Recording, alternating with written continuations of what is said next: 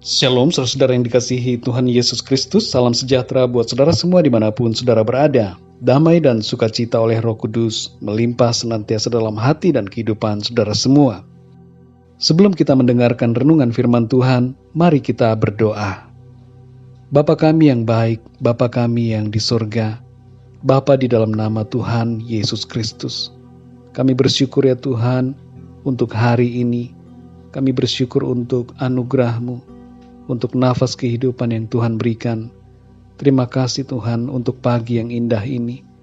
Kami boleh ada lagi karena kemurahan-Mu. Saat ini kami mau mendengarkan renungan firman-Mu. Tolonglah kami ya Tuhan supaya kami dapat mengerti apa yang menjadi kehendak-Mu bagi kami. Dalam nama Tuhan Yesus kami berdoa. Haleluya. Amin. Saudara yang dikasihi Tuhan, dalam 2 Raja-Raja pasal 6 ayat yang ke-16 tertulis, jawabnya, jangan takut, sebab lebih banyak yang menyertai kita daripada yang menyertai mereka. Dalam 2 Raja-Raja 6 ayat 24-33 tertulis mengenai kisah pengepungan pasukan tentara Aram di kota Dotan untuk menangkap Nabi Elisa. Bujang atau asisten Nabi Elisa menjadi sangat khawatir melihat kerumunan tentara yang mengepung mereka. Ia begitu takut dan bingung bagaimana caranya bisa keluar dari ancaman yang dihadapi. Melihat bujangnya yang begitu cemas, Nabi Elisa berdoa meminta agar Tuhan membukakan mata bujangnya itu, agar ia dapat melihat tentara malaikat Tuhan yang melindungi mereka. Dalam 2 Raja-Raja 6 ayat yang ke-17 tertulis, lalu berdoalah Elisa, ya Tuhan, bukalah kiranya matanya, supaya ia melihat. Maka Tuhan membuka mata bujang itu, sehingga ia melihat. Tampaklah gunung itu penuh dengan kuda dan kereta berapi sekeliling Elisa. Ketika bujangnya sadar akan adanya perlindungan Tuhan, ia pun menjadi tenang. Saudara yang dikasihi Tuhan, kita semua punya mata jasmani yang seringkali mempengaruhi pikiran kita. Ketika kita melihat situasi yang mencekam, pikiran kita menjadi takut. Ketika membaca berita yang buruk, kita menjadi khawatir. Tahukah saudara bahwa berita-berita yang disodorkan pada kita oleh media pada umumnya adalah berita yang buruk? Seorang pemimpin redaksi di salah satu media besar di sebuah negara pernah mengatakan bahwa masyarakat menyenangi berita buruk. Itu sebabnya media menyodorkan berita buruk lebih banyak dibandingkan berita yang baik.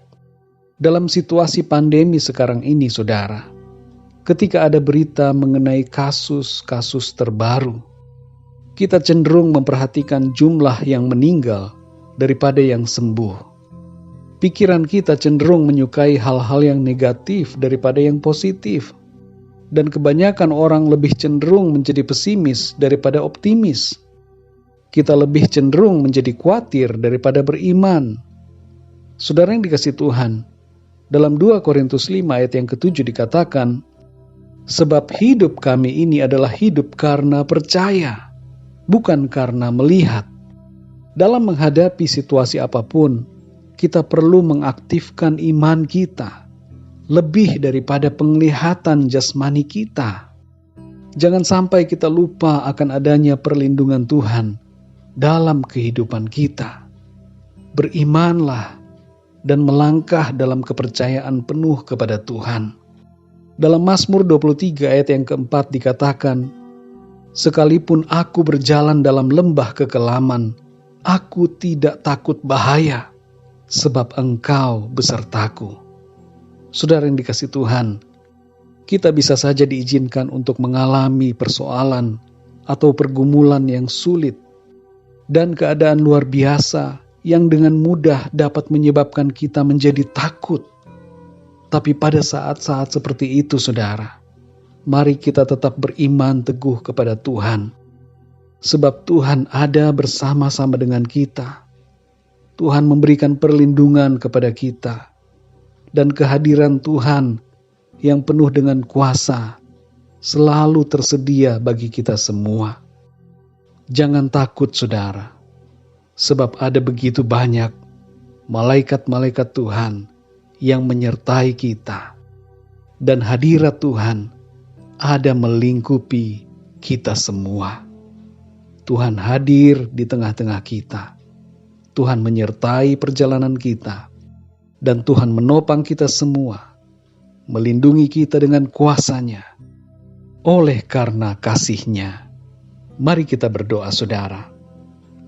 Bapa kami yang di surga, Bapa, di dalam nama Tuhan Yesus Kristus, kami bersyukur ya Tuhan untuk kemurahan-Mu.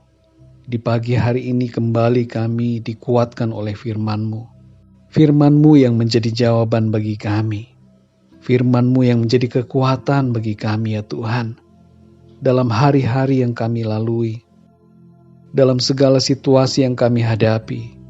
Perkataan-Mu selalu menjadi kekuatan dan menyegarkan jiwa kami. Terima kasih ya Tuhan. Lewat kebenaran firman-Mu pada saat ini, kami menyadari bahwa Tuhan ada bersama-sama dengan kami. Engkau melindungi kami semua, anak-anak-Mu. Engkau beserta dengan kami dan menyediakan pertolongan yang kami perlukan. Engkau tidak pernah membiarkan kami sendirian ya Tuhan.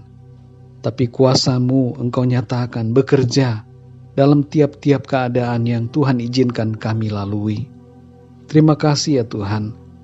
Kuasa-Mu dengan sempurna bekerja di dalam kehidupan kami. Kami tidak mau takut lagi ya Tuhan, sebab Engkau ada bersama-sama dengan kami dan memberikan kami perlindungan yang kami perlukan. Berkati kami di sepanjang hari ini ya Tuhan, agar setiap apa yang kami kerjakan senantiasa menyenangkan hati-Mu. Terima kasih ya Tuhan. Dalam nama-Mu ya Tuhan Yesus kami berdoa dan mengucap syukur. Haleluya. Amin. Puji Tuhan, saudara yang dikasihi Tuhan, saya percaya firman Tuhan menjadi berkat dan kekuatan buat saudara semua. Dan Roh Kudus akan menolong saudara untuk lebih lagi memahami kebenaran firman Tuhan. Tuhan Yesus memberkati saudara semua. Sampai jumpa dalam renungan yang berikutnya. Haleluya.